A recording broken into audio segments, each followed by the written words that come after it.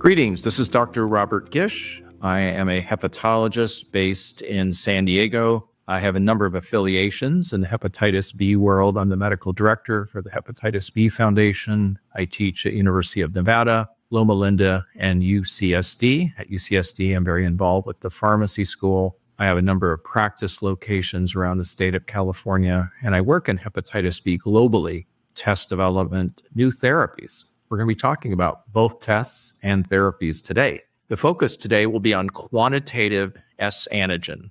This is a test that I've been using in my practice for over 10 years.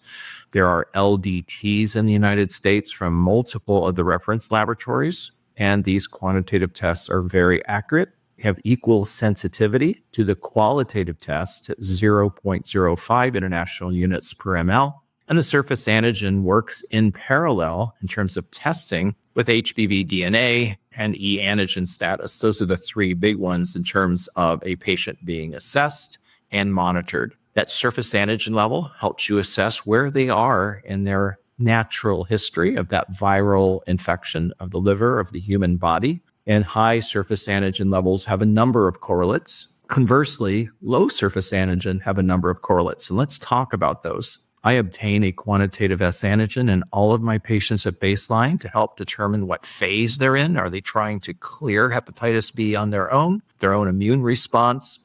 And I use that in combination with DNA testing, of course, because to clear surface antigen, you need to be DNA negative. And that clearance of surface antigen plus DNA negativity is called functional cure. Functional cure, of course, is not a real cure. We have complete cure. We have sterilizing cure when somebody gets rid of cccDNA and gets rid of integrant activity or the presence of hepatitis B integrants. But functional cure is an incredible milestone in terms of improving a patient's health. That surface antigen level correlates with infectivity alongside DNA. It correlates with liver cancer risk alongside the DNA level. So it's really a good partner to assess patients. Once you put them on therapy, whether it be interferon, which is old school, nucleoside or nucleotide analogues, which is current, you can track whether they're trying to clear HBsAg on that new treatment. The level of surface antigen on treatment also helps you decide if you want to stop treatment.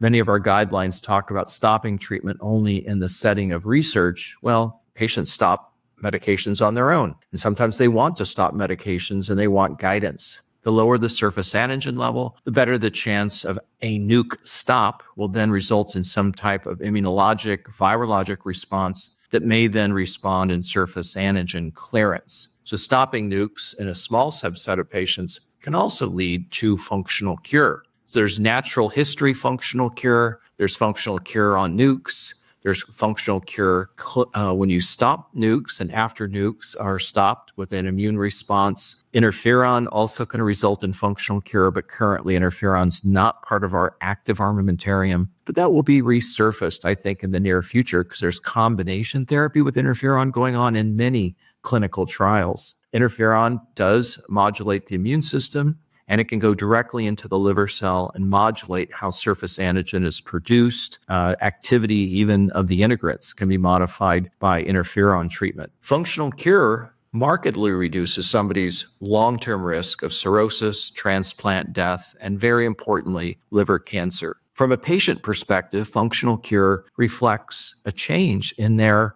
interaction with their family and the community. By clearing surface antigen, the stigma and discrimination associated with hepatitis B is also cleared. At that point, they're considered non-infectious, which is true to a very high level. And this allows them to re-enter society in many different settings, including often work, family, and other social interactions. So quantitative surface antigen is an anchor, it's a baseline, it's part of ongoing monitoring, which I recommend annually. It's part of current therapies such as nukes, continuing or stopping or advising. It's part of assessing the natural history where the patient is in the phase of their disease and are they clearing over time without the assistance of antiviral therapy. And we have many new therapies that are coming. We have molecular targets that are changing the interaction of the virus and the intracellular machinery that may allow us to decrease surface antigen production alongside other antigens such as correlated antigen,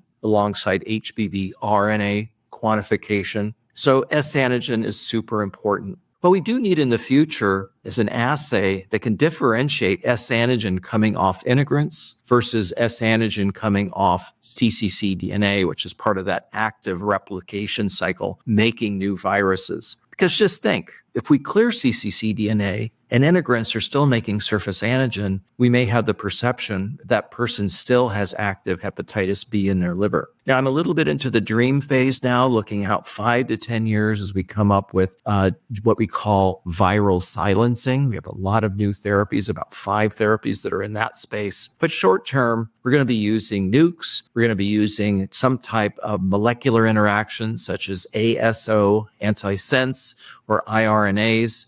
We may be using CPAMs, which I still believe in, which are also called CAMs. We're going to be using a variety of different immunomodulators, interferon, new forms of interferon, ways to modulate the immune system with different types of therapeutic vaccines. Well, it's very exciting. We have probably 65 new medications with 14 different viral or immune targets coming down the pipeline. Those clinical trials in that pipeline are going to be very important on how we treat patients in our next phase. In summary, I would like to say surface antigen quant, the foundation in your patient assessment at the baseline and ongoing assessment, should be used with HBV DNA. In my clinical practice, I follow the Chinese guidelines, treat everybody DNA positive, and I'm looking for these new tools to lead to functional cure in a much more or larger proportion of our patients. Thank you so much for listening to me today.